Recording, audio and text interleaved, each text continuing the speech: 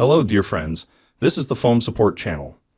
Before you start watching this video, please subscribe to the channel and give it a like. And also write your feedback in the comments if this video helped you. Thank you. In this video I want to show and tell you how to deactivate your Facebook account. That is to delete it temporarily, keeping all of our data. You can freeze your account. No one can see it, but after a while you can bring it back with all your data. To do this, we go into the Facebook application. Now you click on the menu. Then you click Settings.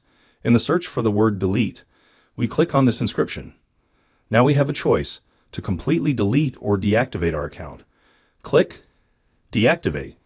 Click Next. Here we see that all linked accounts will be deactivated. Click on Next. Here we just enter the password for our account. Next, we need to select one of the items. I would suggest choosing the topmost item, which says that you will get your account back later. We click Next.